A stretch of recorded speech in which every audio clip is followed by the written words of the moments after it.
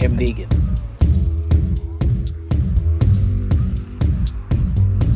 I am Negan.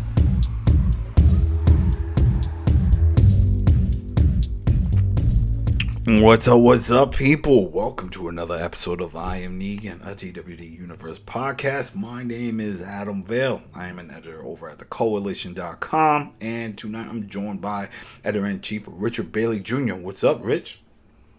What's up, Adam? What's up, listeners and viewers? What's up is that we are up to Fear the Walking Dead Season 7, Episode 4, Breathe With Me. I feel like all these titles have to have like this typo, this dark feeling of blood.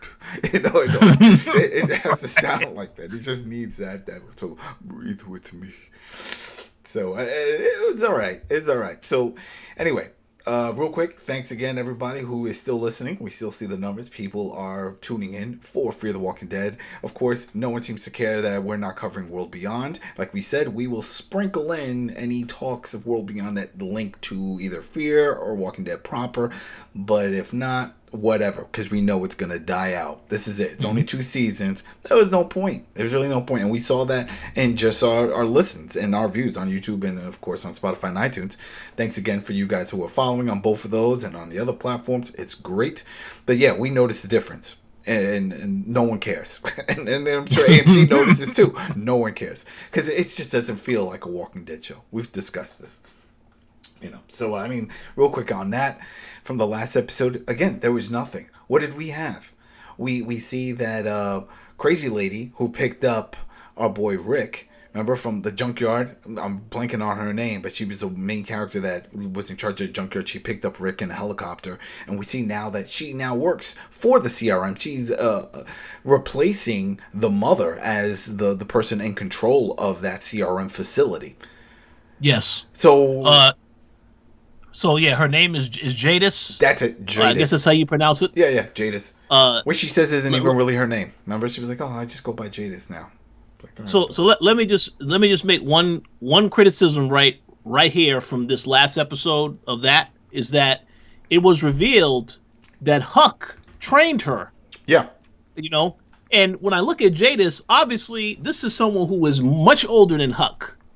So right as soon as I saw that, I said, well, that doesn't make any kind of sense. If you're saying that Huck was a young warrior prodigy that trained Jadis, who is obviously a lot older. So I was a little thrown off with that. This is supposed to be her friend too. But she basically is going to be investigating Huck now moving forward because she thinks that Huck has been dishonest about her relationship with with everyone else. They're just giving her that character a completely new role. That's pretty much it. She went from being the crazy lady who started her own language. Remember the whole cult thing in the junkyard? And she sort of brought that up. So I went on an adventure. I did some things. I tried some things out, created a new language and all this stuff to control people. I was like, all right, whatever. None of this works. I'm not buying into this shit. But whatever, like you said, it was like, oh, Hulk was like, yeah, I trained you, whatever. That's it. That's the only other connection that we see. She doesn't mention anything about Rick or what's going on at the other locations, just that now she's in control and that the mom has been shipped off. Elizabeth's been shipped off somewhere else. There you go. That's all you need to know from that World Beyond. So now let's get into this. Fear the Walking Dead Season 7, Episode 4, Breathe With Me. So as we've seen in every episode, they are following another member of the group from what happened from the fallout of last season. So now we get to see Sarah and Daniel and West, Jacob. I mean, they're all here, right? They're all here. Sarah wakes up. She's in, it looks like a fort or a mansion of some sort. She's all cleaned up. Looks nice and clean. I almost didn't recognize her without the baseball cap on. But she's there and she's wandering around, and this sort of threw me off in a way because you have some walkers coming in and they're killing the walkers, but then at the same time when they say, "Oh, you woke up," and she's been asleep for 2 days, so we know everything that's been happening from the other episodes with Morgan and Victor and all that stuff. That's been going on more than 2 days. So the timing of everything isn't adding up for me. Yeah, the timing doesn't add up, and I will also add that she mentioned something about the helicopter they was on had to make an emergency landing, and that's why they had to go to this area. that was why explain why she had that knot on her head when Yeah. she had woke up. But what the issue was that we never saw any of that. We didn't see any of that happen because this happened when when the bomb went off. They were already in the air, so maybe it was the impact of that bomb. But we never saw any of that happen. All this happened off camera. So once again, you're being brought into something and you're being told what happened instead of shown what actually happened. Yeah, because Al's there too, and then when Sarah was asking, well, what about the pilot? And it was like, oh, we don't know anything, and then it's like, oh, Daniel was saying, it looks like Al's still keeping that as a secret. She's not telling anybody. Yep. So it is one of those situations where we don't know what's happening. But yeah, she's at the fort, and it was like, oh yeah, the helicopter just dropped us off here. It's owned by like a rich guy, turned it into like an Airbnb or something like that. But I guess it has food and everything, so they're okay. But then what I was confused by is how did a walker just get in? You know, it was just they were fighting walkers in the beginning, but then within the house. Like, so if let's say she didn't get up, would this walker just walk over and start gnarling and just eating on her? That's a good question. I guess it's a reminder to the audience that they are still in danger, even though this is considered a safe house. They are still in danger, and that was why I guess they didn't want you to remind you of that, even though when she woke up, she was in somewhere completely different. I guess. Well, it doesn't even matter because they leave this location and never return. Because once Sarah wakes up, she starts asking, "Where's Wyndham?" All right, or Wendell, Wyndham, or Wendell? Yeah, Wendell. Wendell. Mm-hmm. Where's Wendell? Right, Wendell was gone all last season. Now you're worried about it, but whatever. Yeah. So she's like, "Where's Wendell?" It's like, "Oh, we don't know where Wendell is. I'm sorry." And we looked for him. How do you go looking for him when there's a nuclear fallout outside? Like how that didn't make much sense. And that was the other part. No one's wearing masks or anything. And they said that they were outside the blast radius, that they know where there is a nuke that fell nearby, but it seems to be a dud, so it didn't really go off. So they're okay. Right, there are some of the walkers that are radioactive, like the one that they killed, and they had the little tester, and they were like, "Yeah, you hear it's off the chain, so this thing is coming from that area." And she was like, "Well, I need to go find him." I was like, "Well, we look." She's like, "You haven't looked hard enough. I'm gonna go look." Goddamn! I was like, "Well, where are you gonna look? We haven't seen him since that he was in the town, the original town with Jenny. You know what I mean? It's like, whoa, where are you going?" Again, we need maps, people. We need. I'm telling. Next time there's an interview or something with one of these cast members, can you tell our entertainment editor Dana Abercrombie to ask about where's the maps? Just ask, I don't care what show it's on, Fear the Walking Dead or Walking Dead proper, or even other spinoffs. Can you start producing maps? Because everything, especially in this episode, really just seems very close. Yeah. Very close, because she goes wandering off. She leaves, and this whole episode is just her journey. So there we go. If you're wondering about what about Daniel, how's he doing with his dimension, none of that comes up. They sort of hint when they were like, "Oh, how did a walker get here? I think I locked the door." Do you really think you locked the door? I don't know. It's like, so they're just playing with that. That's as far as it goes. Has it gotten worse? Who knows? We don't see them again. She says, she grabs a backpack. I'm out. I'm looking for my brother. And she's on her journey. So she goes out there, she's wandering around, they do a nice little montage thing. If you see her with the walkie, just going on all the channels, calling him out, saying she's looking for him. And she's wandering around, trying to see if she can find him. And it looks like time has passed. They're just trying to imply time has passed. And then sure enough, Morgan jumps on the radio. It's like, "Hey, what's going on?" And she's so happy to hear him, and he says, "Hey, he's at the Pennsylvania, which is a submarine, and he's doing his thing and wants to know what's going on with her." And she talks about the group. They're back at this place, seems safe. She's looking for a brother. You seen him? Nope. And it's like, okay, well, we'll figure something out. And then her walkie dies. And I think this is the first time we've seen the process, at least in a long time, of how they're charging these things.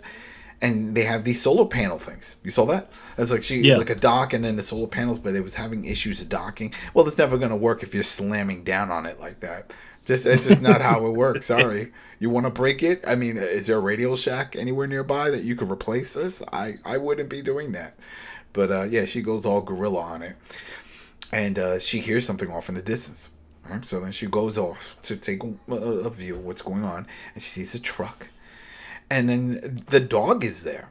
What's his name? Huskus? Was it Huskus? Or I'm blanking on the dog's name, but it's the same dog that Morgan found from the last bounty hunter. And I completely forgot, and we didn't discuss that when they left the dog.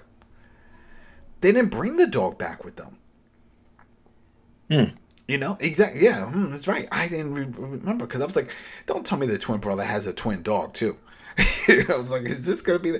But no, the dog responded to when Sarah said its name. Because she opened up the door of the car, and he was like, "Oh, hey, I know you." And Rufus, I think, was it, or something like that. Yeah. I think it is Rufus. Yeah. And so it was the same dog. So I was like, "Oh, I guess when the whole commotion at night, and where they weren't sure about who was the stranger and stuff, the dog went running over there to attack, but clearly he stayed with them. That was his dog. So." Well, she gets into the vehicle there, and she finds the box, the one that says Morgan on it. She opens it up, and she sees there's a head in there, and then that's when it's like, get out the car. And it's Josiah. That's his name. The bounty hunter's brother is Josiah. That's a fun name. I haven't heard that in a long time. Josiah. Right? So, right? This is one of those words. Right? So anyway, he gets out. She gets out of the vehicle. She takes a look. He's pointing a gun. He's like, "What are you doing here?" She's like, and this is where I'm saying the time has passed. He said he's been following her for 2 days. 2 days because he's looking for Morgan, and that it should be Morgan's head in that box. And she's like, "What are you talking about? Why are you doing this?" And he goes on his whole long rant about, "You killed my brother," and da da da da da da. So before I go any further, though. Josiah, like this right here with the tracking for 2 days, and now he's going to be playing a major part. How do you feel about this?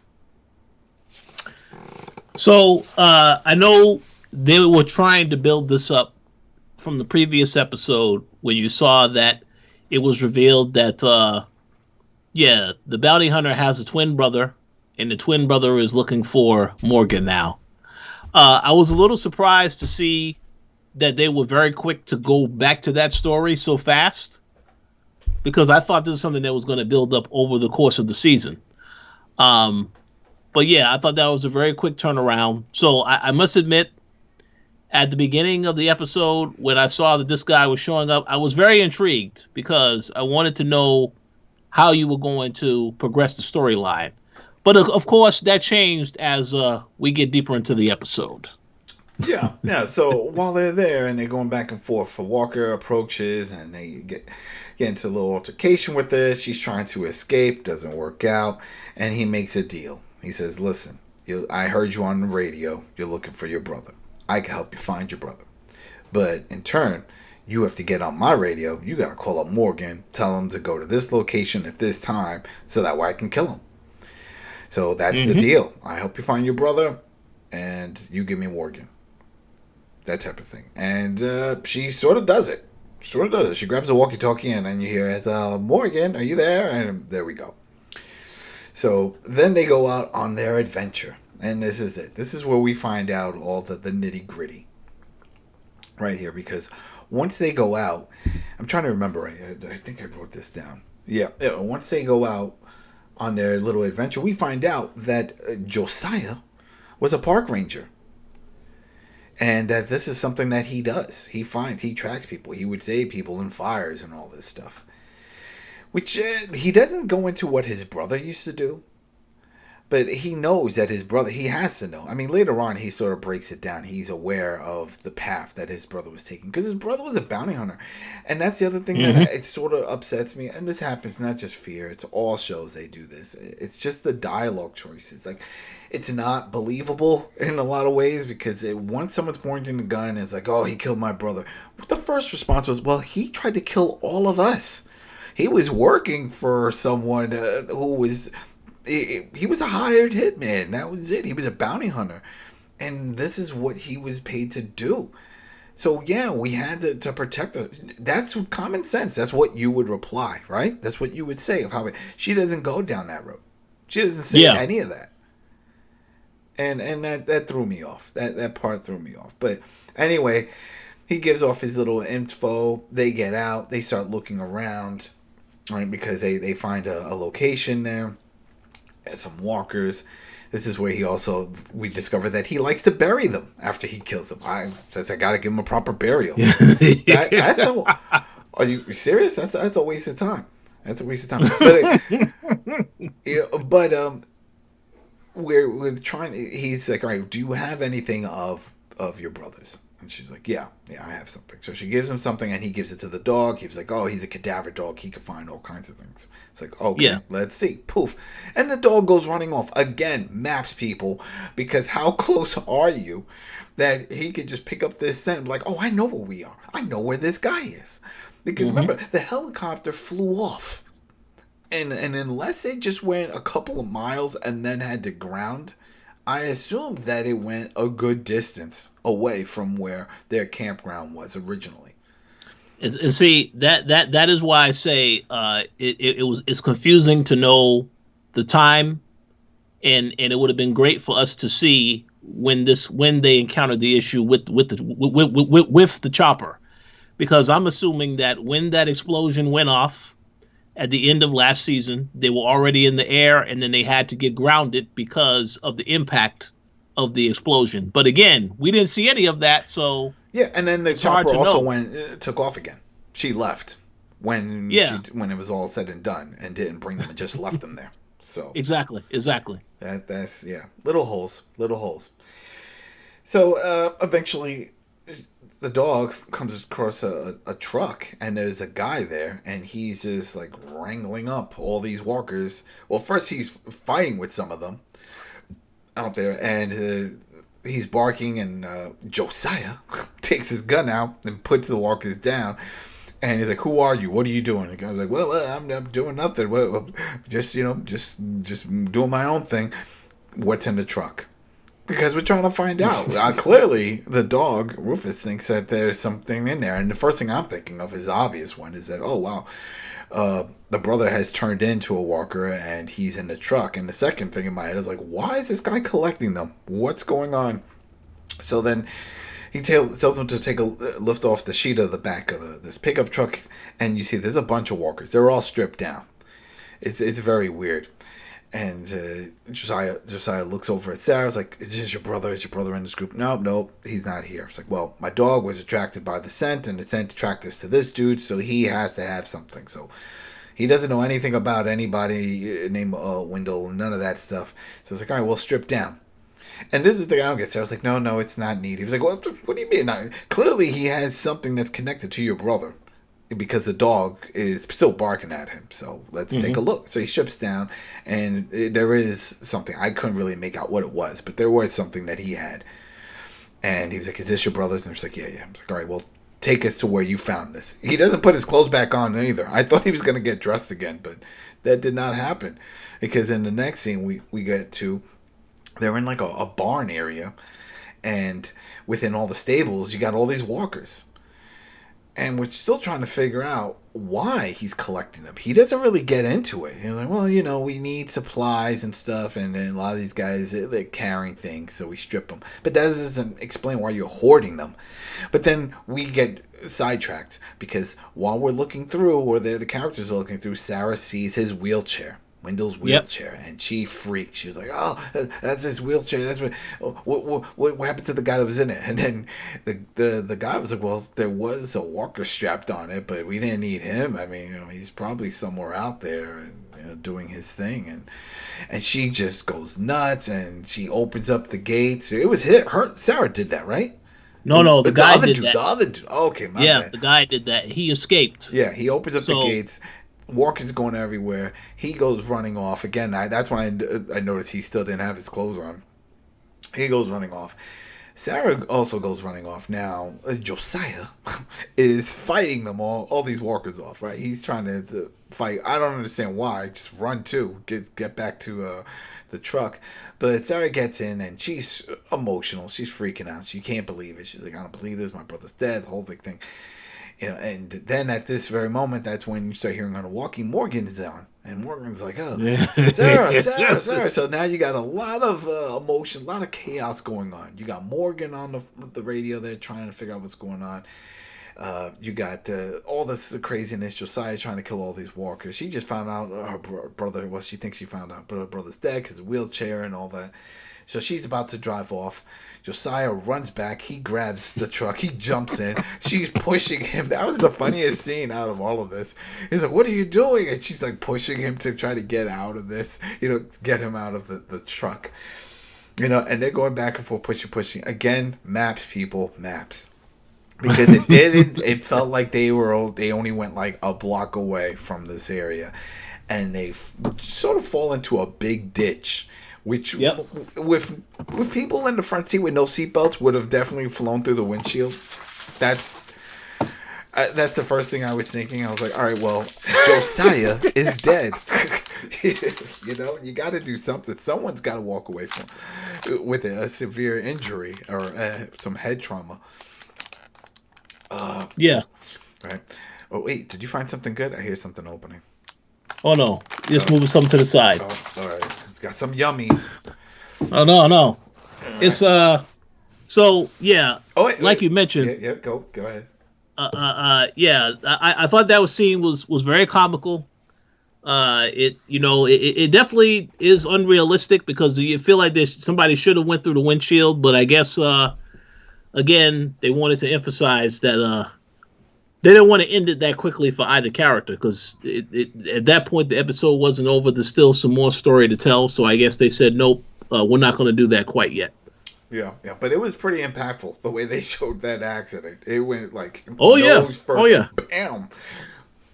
I was like, okay, if anything, that would have in an action movie that would have caused an explosion, right? The truck just would have burst into flames, bodies would have been everywhere, but whatever.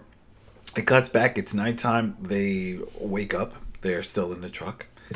And this is where she starts breaking down. And they have a heart-to-heart moment. Because, again, this is the part where she opens up about everything. About, my brother and this and that. And the story of what's going on. And so does Josiah, about his brother. Mm-hmm. And, of course, about his time as a park ranger and how nobody wanted to find him.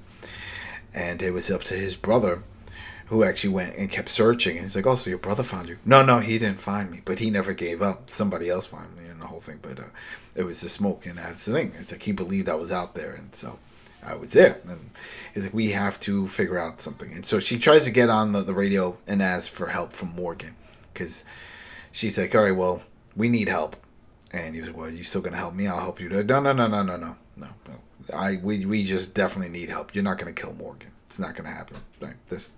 But now the radio doesn't work. His radio doesn't work. So I was like, all right, what are we going to do? And he was like, well, I guess we just got to fight our way out.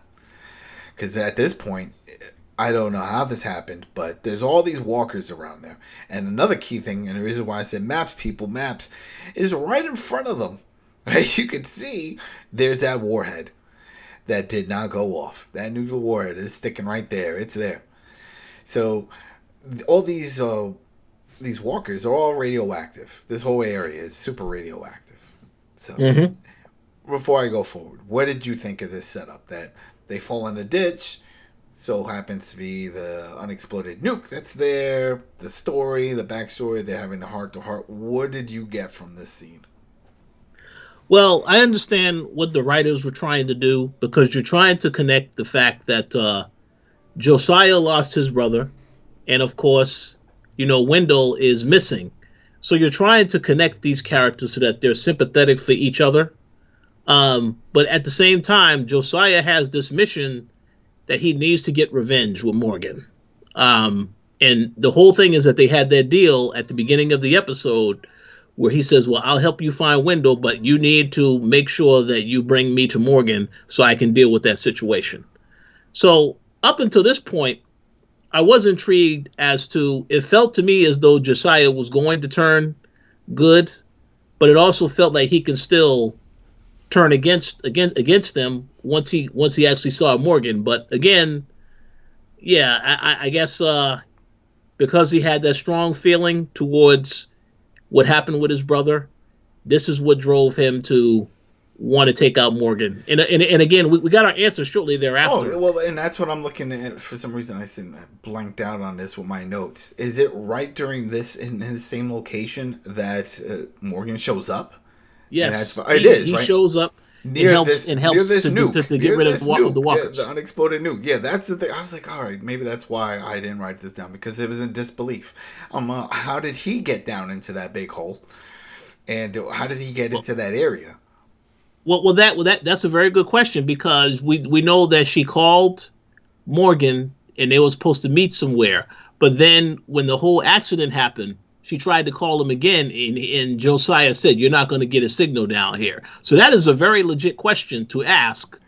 Did Morgan just assume that's GPS? Where she was? Did he have a GPS? Was he able to track? Well, it had to be something to that degree. It had to be something to that degree, because it was not really clear as far as when I saw the episode. So yeah. So So while they're doing all that, Morgan shows up to help fight, but then of course he gets into the whole thing of like, I killed you, I chopped off your head. Because if you don't know, that's the same actor, but they're playing it off as it's a twin of the bounty hunter who died.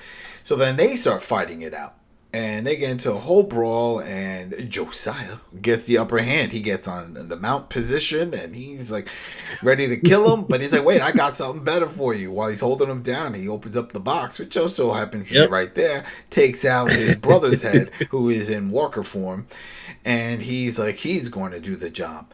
Right, but then they get into a tussle. The head falls. Rufus runs over the dog, and oh no, we hear a chomp. Rufus gets bit, and that's enough to just set Josiah off. He's like, I can't believe it. What am I doing? What am I doing? This is wrong. Like, he has an awakening moment there. Like, oh, I shouldn't be doing any of this. I want to go home and eat ice cream. It's like. Because here it is, he's traveling around with his brother's head in a box, trying to find Morgan, blaming him for everything. Meanwhile, now Rufus, who saved his life multiple times, he said, because that was the thing, that Rufus is the one that found him in that fire thing. He's like, and now he's dead because of something dumb that I just did. There was no reason for this.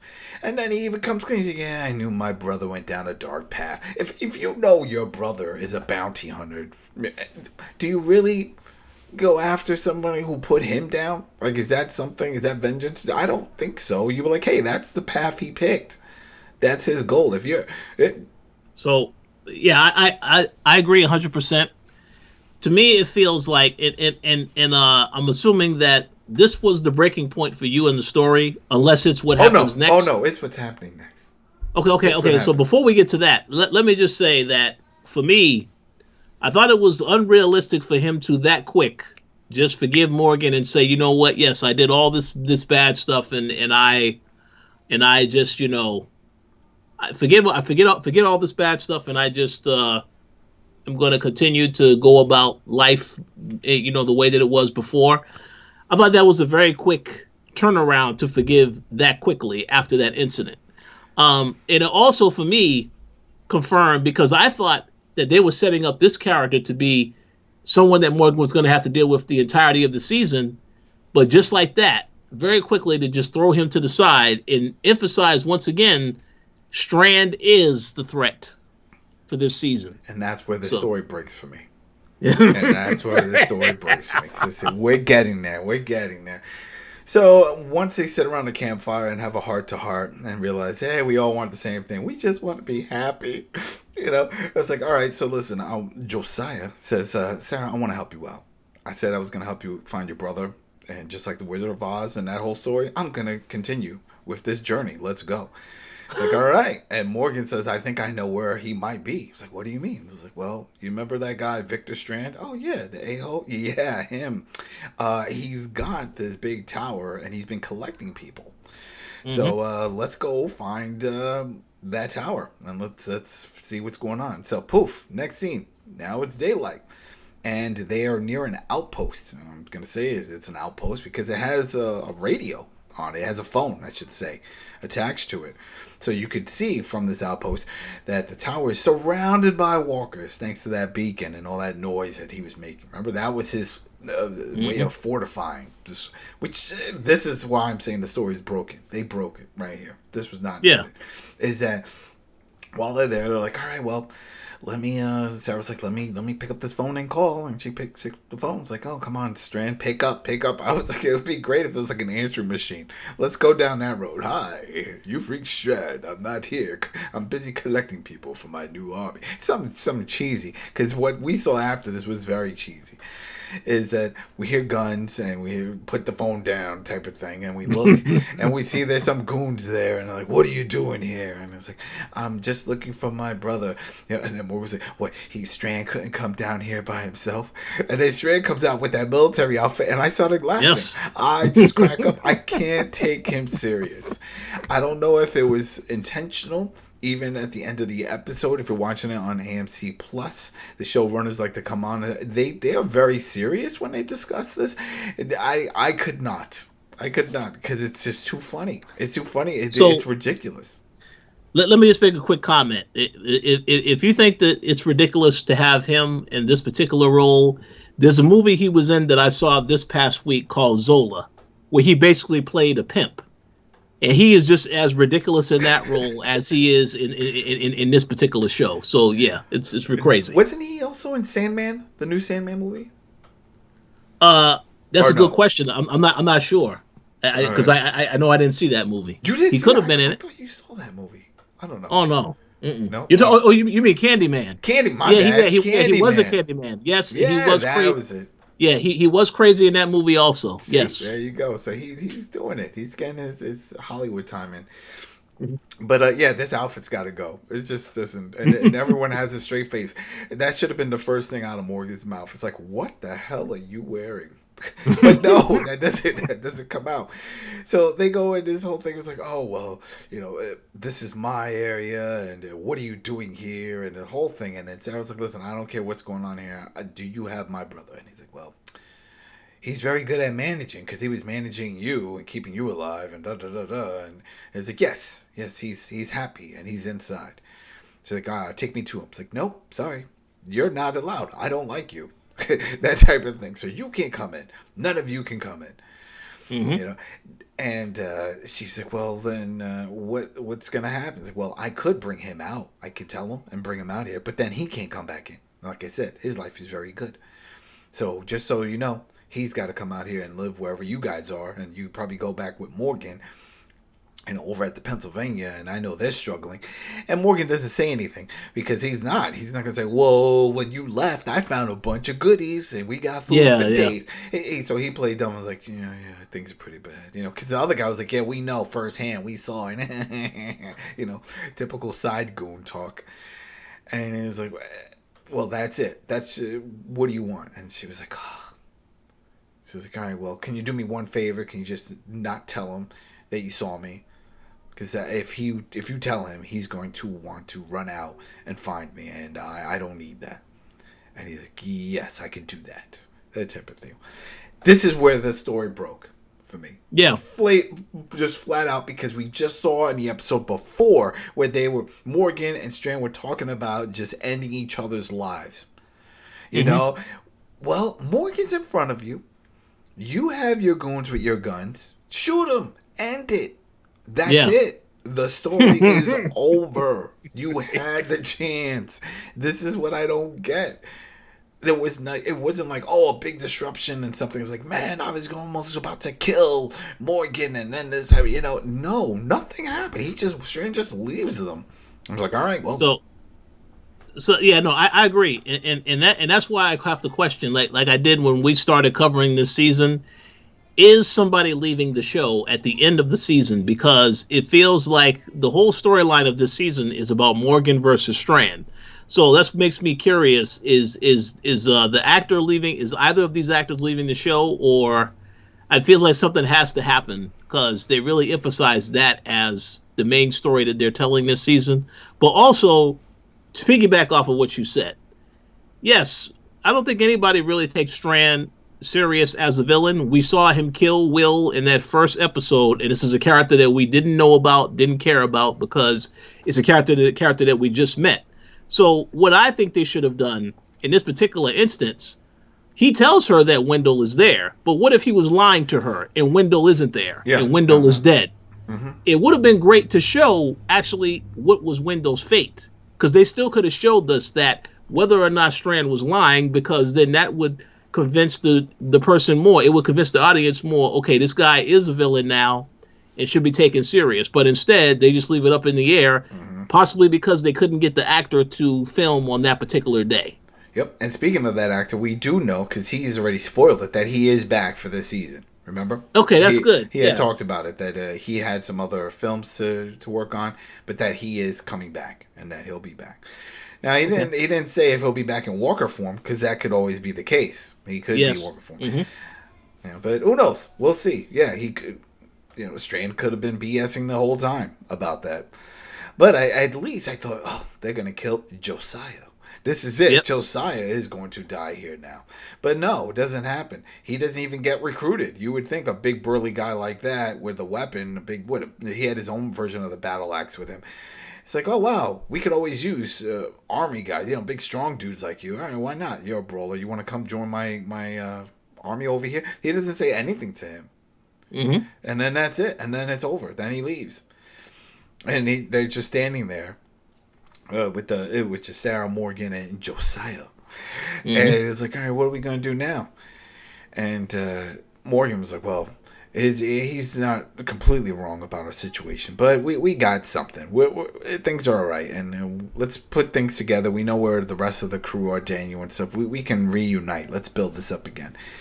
And then Sarah was like, well, okay, what about you, Josiah? You want to come along and do all this? He was like, well, no, I've been exposed to a lot of radiation. I've been out there all over the place. And she whips out the pills that she was holding on to give to her brother. And she's like, hey, take these pills. You'll be okay. You can come with us now. And I was like, that's great, but nope. I still need to figure things out mentally. I'm not there, which makes no sense. Because in this type of situation, strength in numbers really does apply. And you would definitely go with someone who has shelter and food. So where the hell is he going? His dog is dead.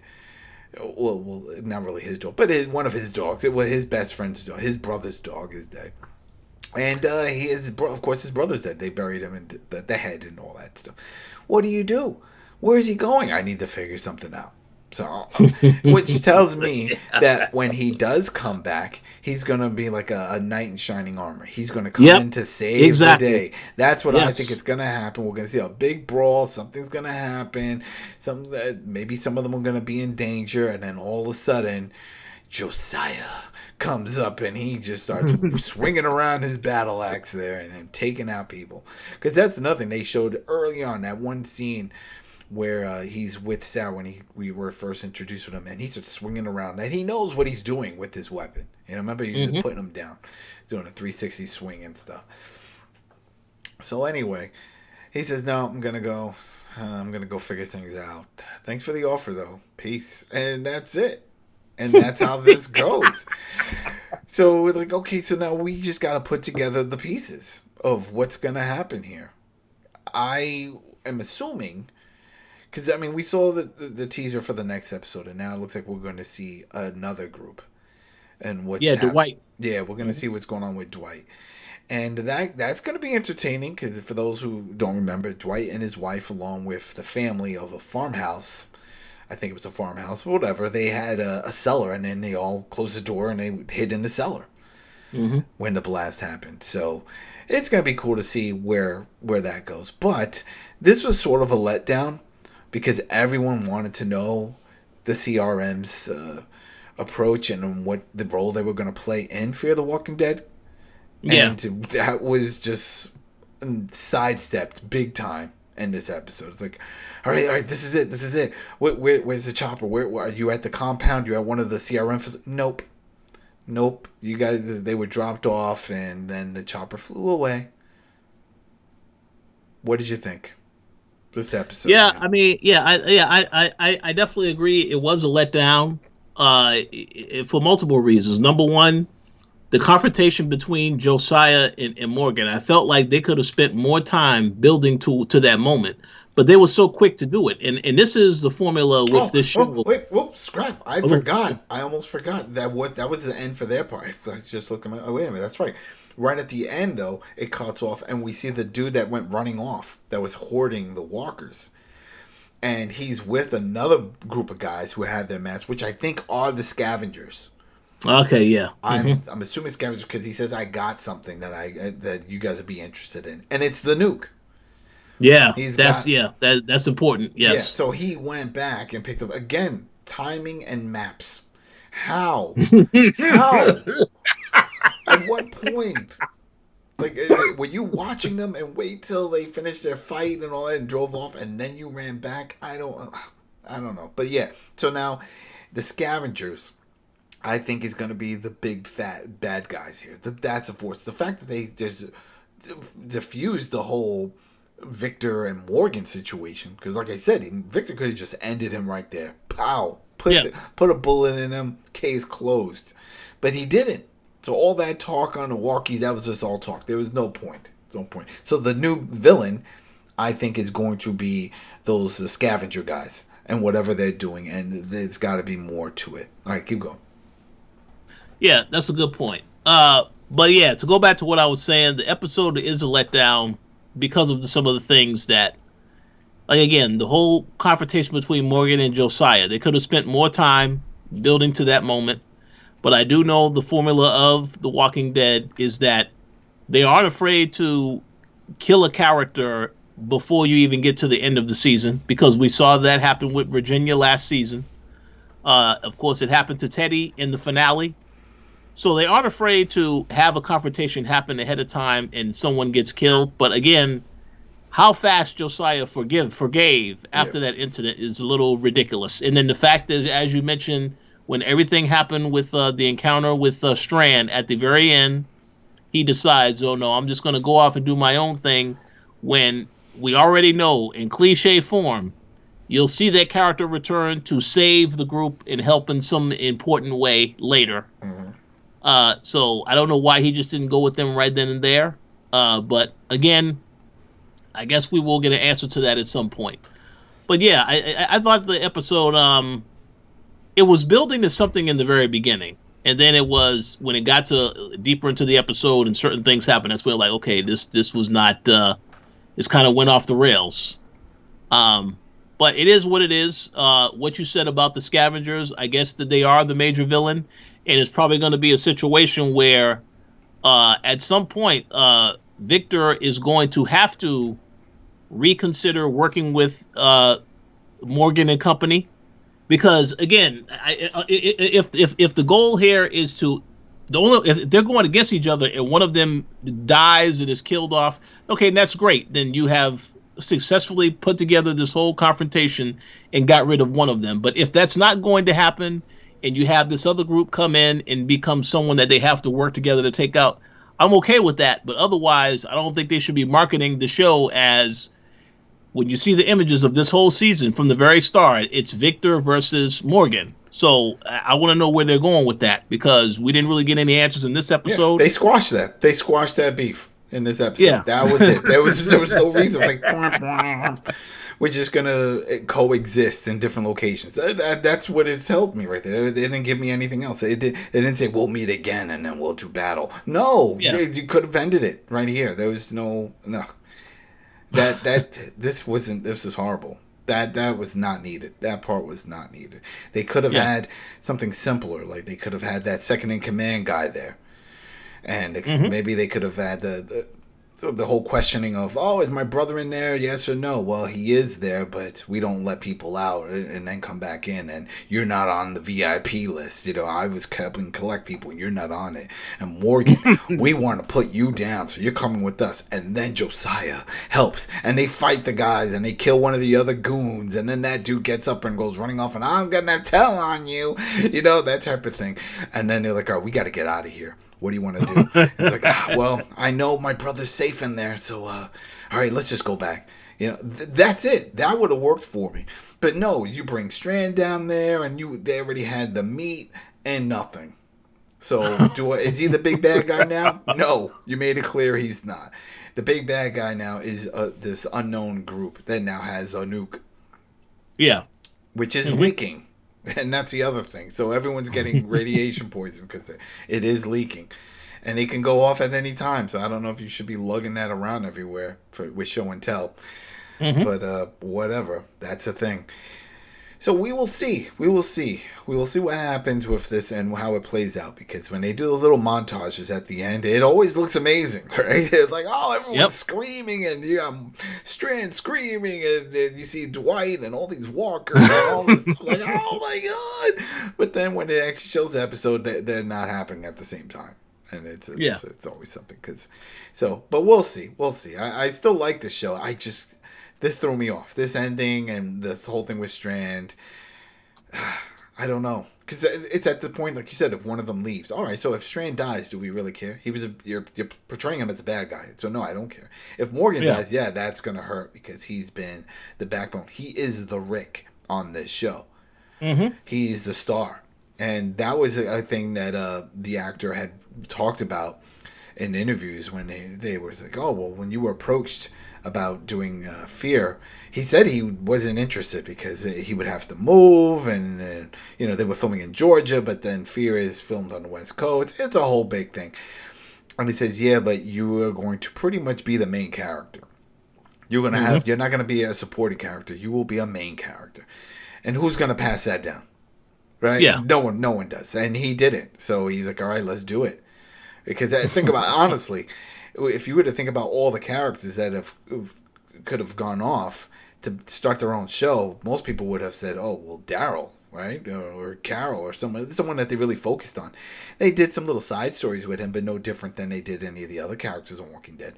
So to say, hey, you're the chosen one, you're going to go. And I think it was one of those things that was just right place, right time, because at that point, Fear the Walking Dead just had a mass exodus.